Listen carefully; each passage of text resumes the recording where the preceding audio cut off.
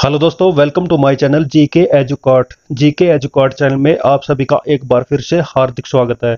दोस्तों, ये मेरी इंग्लिश ग्रामर सीरीज चल रही है जिसको मैं लुसेंट बुक से कवर कर रहा हूँ, जो कि कंपटीशन एग्जाम के लिए एक बहुत ही अच्छी बुक है। इसमें आपको नॉर्मल से लेकर गहराई तक की इंग्लिश ग्रामर मिलेगी, जो कि नॉर्मली हर बुक में नहीं मिलती। तो मैं आपको सजेस्ट करूँगा इस बुक के थ्रू आप अपने एग्जाम की तैयारी कर सकते हैं। क्लास ए से लेकर क्लास सी तक की जॉब के लिए ये बुक बहुत ही अच्छी है और काफ़ी इम्पोर्टेंट है। तो दोस्तों, अभी मेरा चैप्टर चल रहा है द जेंडर, जिसमें हमने लास्ट वीडियो में जेंडर की डेफिनेशन, उसके टाइप्स और टाइप्स की डेफिनेशन हमने पढ़ी थी, और साथ के साथ कुछ इम्पोर्टेंट वर्ड्स दिए गए थे जिनका हमने जेंडर पढ़ा था। अगर आपने वो वीडियो नहीं देखी है तो वो आपको डिस्क्रिप्शन में दिए लिंक में मिल जाएगी, आप वहाँ जाकर देख सकते हैं और उस वीडियो को रिवाइज कर सकते हैं। तो चलिए दोस्तों, शुरू करते हैं आज की video, noun and the gender.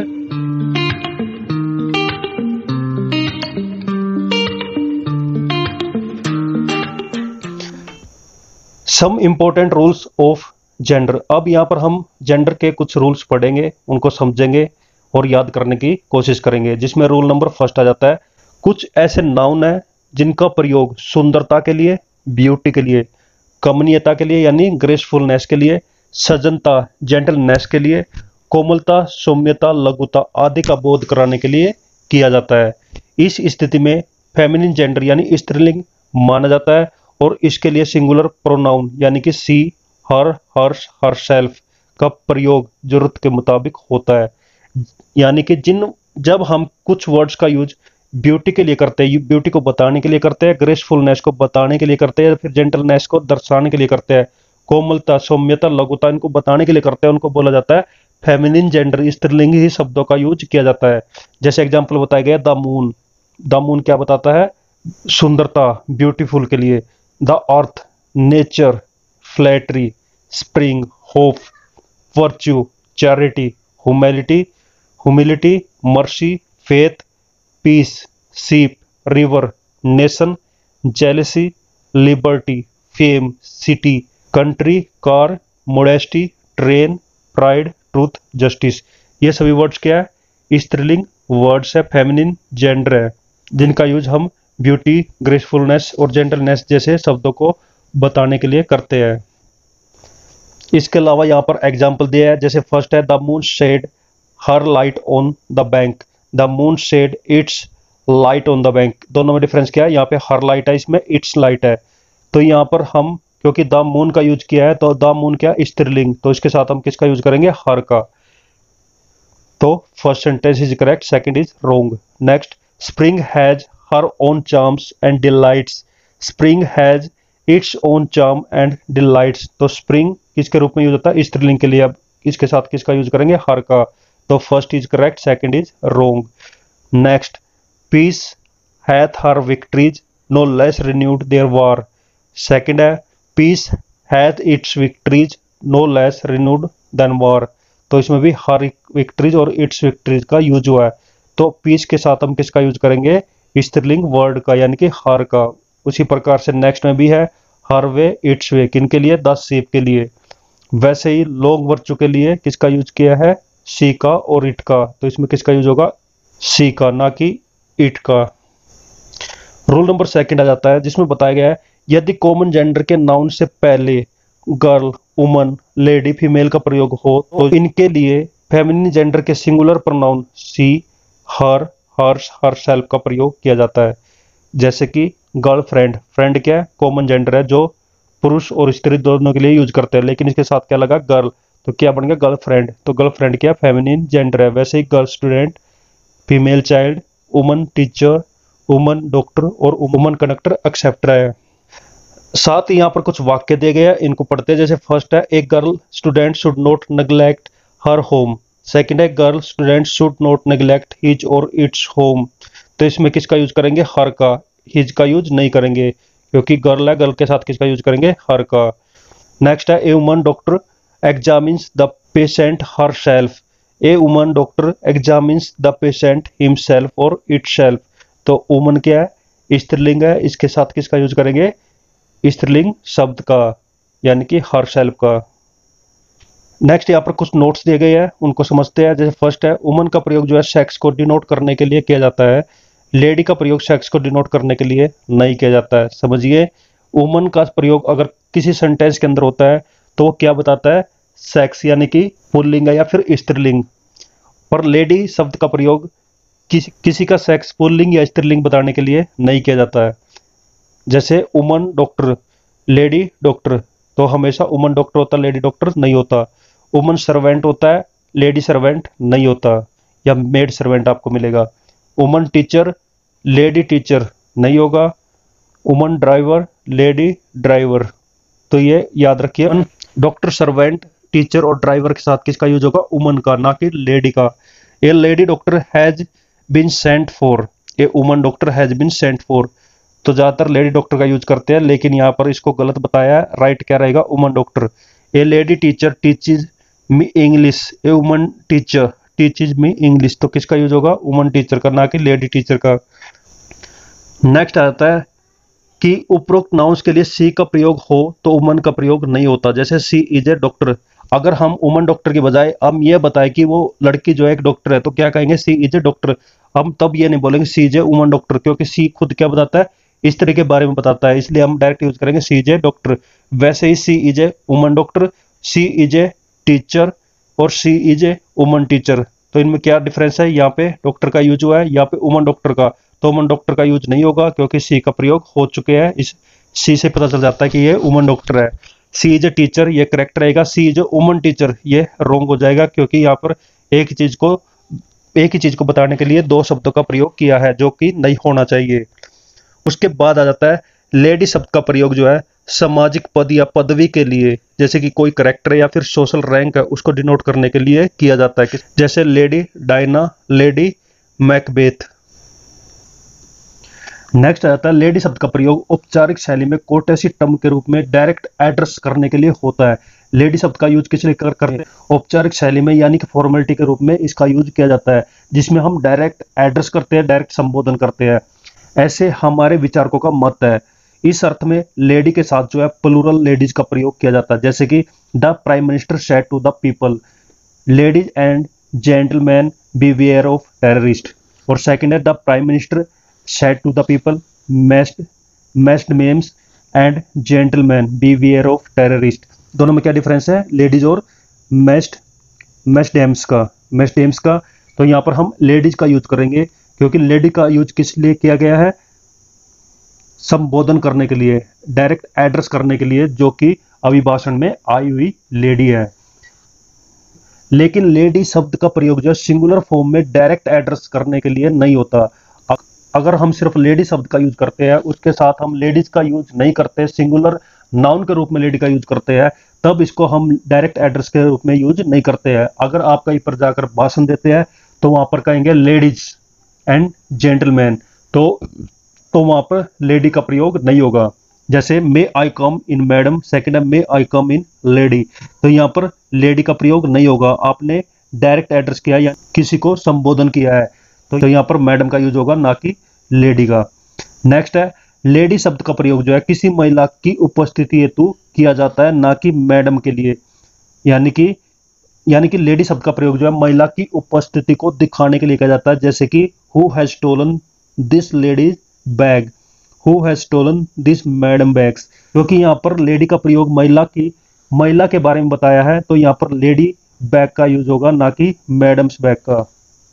और नेक्स्ट आ जाता है sales woman, cleaning woman, tea woman, girlfriend का प्रयोग प्रचलन में है, अतः पाठकों को भी ऐसा ही प्रयोग करना चाहिए, ये आप याद रखिए। रूल नंबर 3 आ जाता है, जिसमें बताया गया है कि सामान्य रूप से बैचलर और वर्जिन का प्रयोग जो है क्रमशः मैस्कुलिन और फेमिनिन जेंडर के रूप में होता है।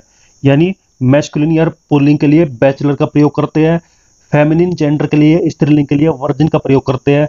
लेकिन आजकल अंग्रेजी भाषा में बैचलर और वर्जिन का प्रयोग जो है मैस्कुलिन और फेमिनिन दोनों जेंडर में हो रहा है।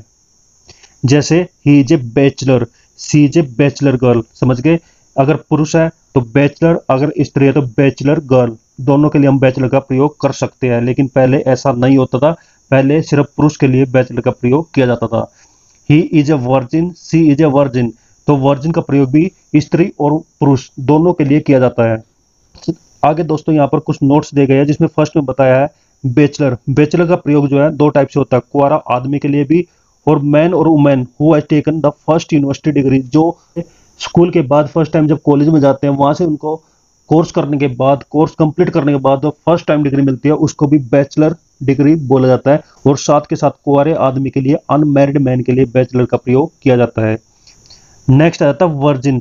वर्जिन का प्रयोग कहाँ किया जाता है? जब मैन और woman has never had sexual intercourse, जब पुरुष और स्त्री ने कभी संभोग ना किया हो, तब उस केस में उनके लिए वर्जिन का प्रयोग किया जाता है। आगे बढ़ते हैं। Rule number 4। रूल नंबर 4 में क्या है? कुछ ऐसे नाउन है जिनका प्रयोग जो है शक्ति को यानी स्ट्रेंथ को दर्शाने के लिए, दृढ़ता यानी फर्मनेस को दिखाने के लिए, ऊर्जा एनर्जी का बोध कराने के लिए किया जाता है। इस स्थिति में इन्हें मैस्कुलिन जेंडर यानी पुल्लिंग माना जाता है। स्ट्रेंथ दिखाने के लिए, फर्मनेस के लिए, एनर्जी के लिए जब शब्दों का प्रयोग किया जाता है उनको बोला जाता है पुल्लिंग शब्द यानी मैस्कुलिन जेंडर। और इन वर्ड्स के लिए जो है सिंगुलर प्रोनाउन का प्रयोग उनके साथ किया जाता है, जैसे कि ही, हिम, हिज, हिमसेल्फ, ये सब क्या प्रोनाउन है? सिंगुलर प्रोनाउन है। इनके प्रयोग के मुताबिक हम मैस्कुलिन जेंडर वर्ड्स का यूज करते हैं, जैसे the sun, time, death, winter, wind, summer, thunder, ocean, love, war, wine. ये सब क्या है? मैस्कुलिन जेंडर है। इनको सबको पुल्लिंग माना जाता है। एग्जाम्पल से समझते हैं। The sun shot his bright rays, the sun shot her bright rays. इसमें आप चेक कर सकते हैं दोनों में क्या डिफरेंस है, हिज ब्राइट और हर ब्राइट का। लेकिन क्या बताया था? द सन क्या है? एक एनर्जी, एक एनर्जेटिक शब्द है, एक एनर्जी के लिए प्रयोग हुआ शब्द है, जिसका प्रयोग हमेशा पुल्लिंग में होगा, यानी कि हिज ब्राइट आएगा, ना कि हर ब्राइट। नेक्स्ट है death always knows his victim, death always knows her victim. तो डेथ का प्रयोग भी पुल्लिंग शब्द के रूप में होता है, इसलिए इसके साथ किसका यूज करेंगे? हिज विक्टिम का। नेक्स्ट आ जाता है रूल नंबर 5, जिसमें बताया गया है कि नीचे दिए गए कुछ नाउन है जिनका प्रयोग जो है सामाजिक कारणों से मस्कुलिन जेंडर के रूप में होता है। तो ये जितने पांचों वर्ड्स हैं इसको हमेशा मैस्कुलिन जेंडर के रूप में यूज करते हैं, पुरुष पुल्लिंग शब्दों के रूप में यूज होता है। जैसे शू मेकर, शू मेकर किसको बोला जाता है? मोची को, जो कि पुल्लिंग शब्द होता है। बेकर, बेकर किसको बोला जाता है? जो कि रोटी पकाने वाला होता है, उसको बेकर बोला जाता है, और ये पुल्लिंग की तरह यूज होता है। मर्चेंट भी पुल्लिंग की तरह यूज करेंगे, व्यापारी को मर्चेंट बोला जाता है। सोल्जर, सोल्जर यानी कि सिपाही, उनको भी हम पुल्लिंग शब्दों के रूप में यूज करेंगे। वैसे ही लायर यानी कि वकील, वकील का प्रयोग भी मैस्कुलिन जेंडर के रूप में होता है, पुल्लिंग के रूप में होता है। आगे एक नोट दिया गया है जिसमें बताया है अगर अर्थ प्रधान समाज में आवश्यकता की पूर्ति के लिए स्त्री भी उपरोक्त पेशा को अपना रही है, लेकिन आज के समाज में आवश्यकताओं की पूर्ति के लिए स्त्रियां भी ऊपर सभी कामों को करती है। पहले सिर्फ पुरुष इन कामों को करते थे, लेकिन आजकल स्त्रियां भी इस तरह के काम में, इस तरह के पेशे को अपना रही है। तो ये फेमिनिन वर्ड्स भी हो सकते हैं। नेक्स्ट आ जाता है रूल नंबर 6, जिसमें बताया गया है कुछ ऐसे मैस्कुलिन जेंडर वर्ड्स होते हैं जिनका उपयोग जो है एडजेक्टिव के रूप में किया जाता है, विशेषण का बोध कराने के लिए किया जाता है। तो पुरुष के साथ इनका उपयोग जो है स्त्री के रूप में भी हो सकता है, जैसे कि Veena is a lover of fine arts, Veena सुंदर कलाओं का प्रेमी है। तो लवर क्या है? स्त्री और पुरुष दोनों के लिए इसका उपयोग किया जा सकता है। नेक्स्ट है she is a master of English, वह इंग्लिश का उस स्त्री को अंग्रेजी पर अधिकार है। तो सी के साथ यहाँ पे मास्टर का प्रयोग किया है। मास्टर क्या है? एक पुल्लिंग शब्द है, लेकिन इसका उपयोग किसके रूप में हुआ है? एडजेक्टिव के रूप में, विशेषण के रूप में हुआ, इसलिए इसके साथ, इसको सी के साथ भी यूज किया जा सकता है। उपरोक्त वाक्य में लवर और मास्टर जो है उनका प्रयोग एडजेक्टिव की तरह किया गया है, लेकिन सामान्य रूप से ये नाउन होते हैं। नेक्स्ट आ जाता है रूल नंबर 7। रूल नंबर 7 में कुछ शब्द बताए गए हैं, उन शब्दों को हम समझेंगे और उनका वाक्यों के अंदर कैसे प्रयोग करते हैं उसको भी समझेंगे। जैसे फर्स्ट है यूज ऑफ क्वीन। तो क्वीन का प्रयोग जो है सामान्य रूप से राजा की पत्नी के रूप में होता है, जैसे कि सी इज अ क्वीन। क्वीन का प्रयोग जो है देश का शासन चलाने वाली स्त्री के अर्थ में भी होता है, जैसे कि queen Elizabeth was not beautiful. तो नॉर्मली क्वीन का प्रयोग राजा की पत्नी के रूप में भी करते हैं और जब कोई देश की शासन करने वाली महिला होती है उसके रूप में भी यूज करते हैं, जैसे कि क्वीन एलिजाबेथ जो कि अंग्रेजों की महारानी थी। नेक्स्ट आ जाता है use of fisherwoman and fishwife. इनका प्रयोग कैसे करते हैं वो समझते हैं। फिशर वुमन का प्रयोग जब मछली बेचने वाली स्त्री या मछुआरे की धर्मपत्नी के रूप में होता है, मछुआरे की धर्मपत्नी के रूप में होता है। जबकि फिश वाइफ का प्रयोग जो है सिर पर मछली की टोकरी रखकर घर घर मछली बेचने वाली स्त्री के रूप में होता है। दोनों का मतलब समझ गए होंगे। फिशर वुमन कौन होती है? जो मछुआरा जो होता है उसकी पत्नी को फिशर वुमन बोला जाता है, जबकि वो पत्नी फिश का काम नहीं करती। लेकिन जब कोई स्त्री फिश बेचने का काम करती है, मछली बेचने का काम करती है, उसको फिश वाइफ बोला जाता है। दोनों का अर्थ समझ में आ गया होगा। जैसे फर्स्ट है she is A Fisher woman, वह मछुआरे की धर्मपत्नी है जबकि वो फिश का काम नहीं करती। सी इज ए फिश वाइफ, वह मछली बेचने वाली स्त्री है।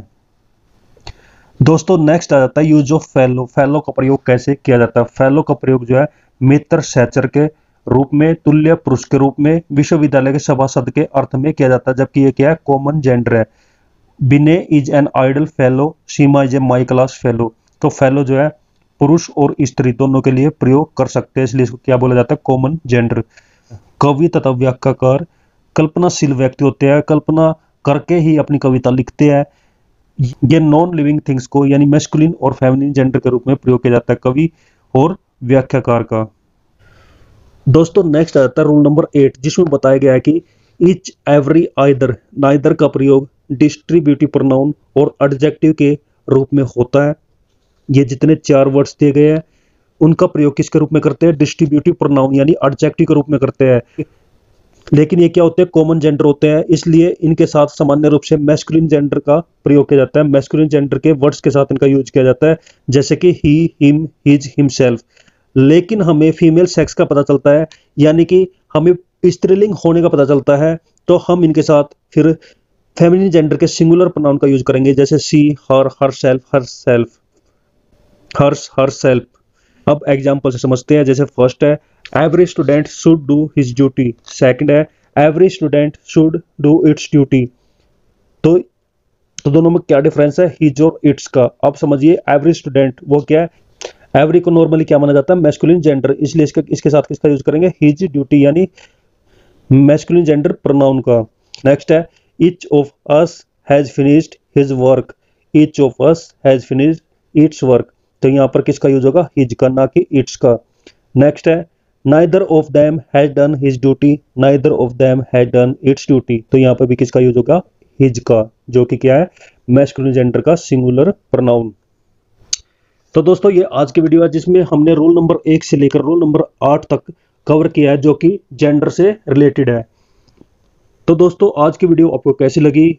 वीडियो अच्छी लगी है तो वीडियो को लाइक करें, शेयर करें और मेरे चैनल को सब्सक्राइब करें। तो दोस्तों आज की वीडियो में बस इतना ही। नेक्स्ट वीडियो में हम रूल नंबर 9 कवर करेंगे और बाकी सभी बचे रूल्स को नेक्स्ट वीडियो में कवर कर लेंगे। तो दोस्तों हंसते रहिए, मुस्कुराते रहिए, अच्छे से पढ़ाई करिए। बेस्ट ऑफ लक सभी को। Thank you. जय हिंद, जय भारत, वंदे मातरम।